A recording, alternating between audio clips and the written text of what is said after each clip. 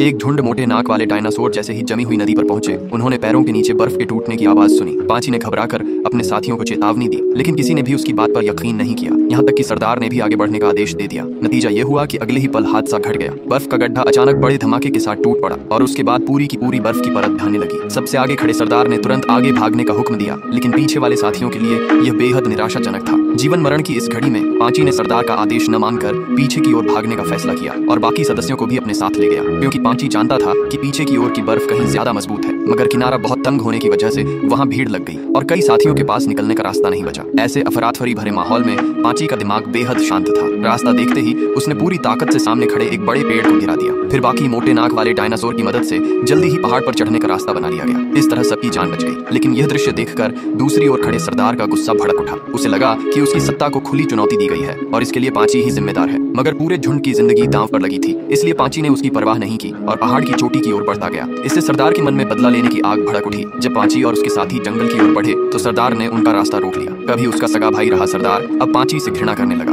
और उसने खुलेआम उसे ललकार दिया। हारने वाला झुंड में रहने का हकदार नहीं रहेगा। उम्र और शरीर की ताकत के फर्क की वजह से पांची आकार में सरदार जितना मजबूत नहीं था, मगर अन्याय से भरे इस हालात में उसने गुस्से में चुनौती स्वीकार कर ली। आमने सामने टकराते ही पांची लगातार पीछे धकेला गया, यहाँ तक कि कई बड़े पेड़ भी गिर पड़े। हार न मानने वाले पांची ने फिर से पलटवार करने की कोशिश की, लेकिन सरदार ने उसे और भी बेरहमी से कुचल दिया। जोरदार टक्कर से पांची कई मीटर दूर जाकर मिट्टी के गड्ढे में गिरा और ऊपर से पेड़ भी आकर उस पर गिर पड़ा। पांची बेहोश हो गया। बचाए गए साथी उसे जगाना चाहते थे, मगर सरदार ने उन्हें रोक दिया और दूर भगा दिया। मगर इस जंगल में रात होते ही असंख्य शिकारी निकल आते हैं। सच ही हुआ, जल्द ही एक झुंड चोर डायनासोर ने पांची को घेर लिया। वे छोटे थे, इसलिए उसकी मजबूत खाल नहीं फाड़ पाए। हंगामे से आसमान के सबसे बड़े शिकारी हवा के राजा प्टेरोसौर भी वहां आ पहुंचे। उनके नुकीले चोंच आसानी से उसकी खाल छेद सकती थी। जैसे ही उन्होंने पांची को काटना शुरू किया, दर्द से पांची की आंख खुल गई। स्थिति देखकर उसने पूरी ताकत से संघर्ष किया। उसके ऊपर गिरा पेड़ वह धक्का देकर हटा देता है। प्टेरोसौर घबराकर उड़ गए और छोटे चोर डायनासोर उसकी एक पूंछ की चोट से भाग खड़े हुए। आखिरकार इतनी बड़ी और ताकतवर मोटे नाक वाली प्राणी के सामने उनका टिकना नामुमकिन था।